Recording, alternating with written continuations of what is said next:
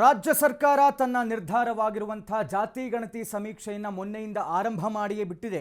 ಈ ಒಂದು ಜಾತಿ ಗಣತಿ ಸಮೀಕ್ಷೆಗೆ ಪ್ರಬಲವಾದ ವಿರೋಧಗಳ ಮಧ್ಯೆ ಕರ್ನಾಟಕದ ಹೈಕೋರ್ಟ್ಗೆ PIL ಅರ್ಜಿಯನ್ನು ಹಾಕಲಾಗಿದೆ. ಇದನ್ನು ಪ್ರಶ್ನಿಸಿ ಇದಕ್ಕೆ ಮಧ್ಯಂತರ ತಡೆಯನ್ನು ನೀಡಬೇಕು ಅನ್ನುವಂಥ ನಿಟ್ಟಿನಲ್ಲಿ PIL ಅರ್ಜಿ ಹಾಕಲಾಗಿದೆ.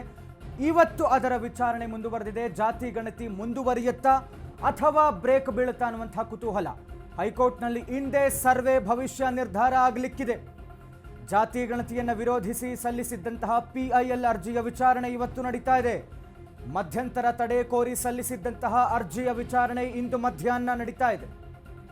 ಅರ್ಜಿದಾರರ ಪರ ವಕೀಲರ ವಾದ ಆಲಿಸಲಿರುವಂತಹ ಕೋರ್ಟ್ ಇಂದು ಮಧ್ಯಾಹ್ನ 2:30ಕ್ಕೆ PIL ಅರ್ಜಿಯ ವಿಚಾರಣೆ 3ನೇ ದಿನಕ್ಕೆ ಕಾಲಿಟ್ಟಿದೆ. ಜಾತಿ ಗಣತಿ ಮುಂದುವರಿಯುತ್ತಾ ಅಥವಾ ಬ್ರೇಕ್ ಬೀಳುತ್ತಾ ಅನ್ನುವಂಥ ಕುತೂಹಲ. ಬಹುತೇಕ ಇವತ್ತು ಹೈಕೋರ್ಟ್ನಲ್ಲಿ ಈ ಒಂದು ಸರ್ವೆಯ ಭವಿಷ್ಯ ನಿರ್ಧಾರ ಆಗ್ತಾ ಇದೆ. ಪ್ರಬಲವಾದಂತಹ ವಿರೋಧ ಇದೆ ಜಾತಿ ಗಣತಿ ಸಮೀಕ್ಷೆಗೆ. ಇದನ್ನು ವಿರೋಧಿಸಿ ಸಲ್ಲಿಸಿದ್ದಂತಹ PIL ಅರ್ಜಿಯ ವಿಚಾರಣೆ, ಇದಕ್ಕೆ ಮಧ್ಯಂತರ ತಡೆಯಾಜ್ಞೆಯನ್ನು ಕೋರಬೇಕು ಅಂತ ಇವತ್ತು ಈ PIL ಅರ್ಜಿ ಹಾಕಿರುವ ಪರ ವಕೀಲರ ವಾದವನ್ನು ಆಲಿಸಲಿದೆ ಹೈಕೋರ್ಟ್ನ ಡೆಸ್ಕ್. ಮಧ್ಯಾಹ್ನ 2:30ಕ್ಕೆ ವಿಚಾರಣೆ ನಡೀತಾ ಇದೆ. ಪ್ರಬಲವಾದಂತಹ ವಿರೋಧ ಹೆಚ್ಚಾಗಿ ಕಂಡುಬಂದಂಥದ್ದು ಒಕ್ಕಲಿಗ ಸಮುದಾಯ ಮತ್ತು ಬ್ರಾಹ್ಮಣ ಮಹಾಸಭಾದಿಂದ.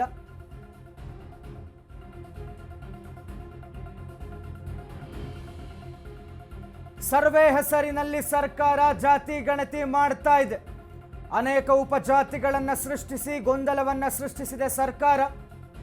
ಚುನಾವಣಾ ಉದ್ದೇಶದಿಂದ ಸರ್ಕಾರ ಸರ್ವೆ ಮಾಡ್ತಾ ಇದೆ ಅಂತ ಹೈಕೋರ್ಟ್ನಲ್ಲಿ ಅರ್ಜಿದಾರರ ಪರ ವಕೀಲರು ವಾದವನ್ನು ಮಂಡಿಸಲಿದ್ದಾರೆ. ಸಾಮಾಜಿಕ ಕಲ್ಯಾಣ ಕಾರ್ಯಗಳಿಗೆ ಪೂರಕವಾದಂತಹ ಸರ್ವೆ ಇದು. ಮಧ್ಯಂತರ ತಡೆಯಾಜ್ಞೆಯನ್ನು ನೀಡಬಾರದು ಅಂತ ಸರ್ಕಾರದ ಪರ ವಕೀಲರು ಸಿಂಘ್ವಿಯವರ ವಾದ. ಸರ್ಕಾರದ ಪರ ವಕೀಲ ಅಭಿಷೇಕ್ ಮನು ಸಿಂಘ್ವಿ ವಾದವನ್ನು ಮಂಡಿಸಲಿದ್ದಾರೆ. ತೀವ್ರ ಕುತೂಹಲ ಕೆರಳಿಸಿರುವಂತಹ ಇಂದಿನ ಈ PIL ಅರ್ಜಿಯ ವಿಚಾರಣೆ, ವಾದ ಪ್ರತಿವಾದಗಳು. ಒಂದು ಕಡೆ ಸರ್ಕಾರದ ಪರ ವಕೀಲ ಅಭಿಷೇಕ್ ಮನು ಸಿಂಘ್ವಿ, ಮತ್ತೊಂದು ಕಡೆ ಅರ್ಜಿದಾರರ ಪರ ವಕೀಲರು.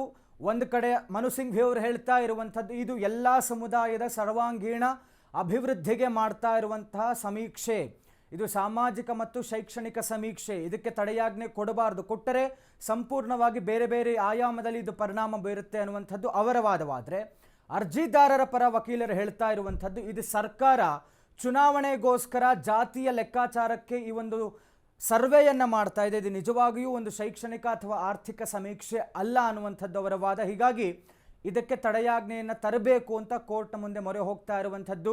ಈಗಾಗಲೇ 2 ದಿವಸಗಳ ಕಾಲ ನಡೆದಿರುವಂಥ ವಾದ ಪ್ರತಿವಾದ ಇವತ್ತು ಬಹುತೇಕ 3ನೇ ದಿನಕ್ಕೆ ಕಾಲಿಟ್ಟಿರುವಂಥದ್ದು.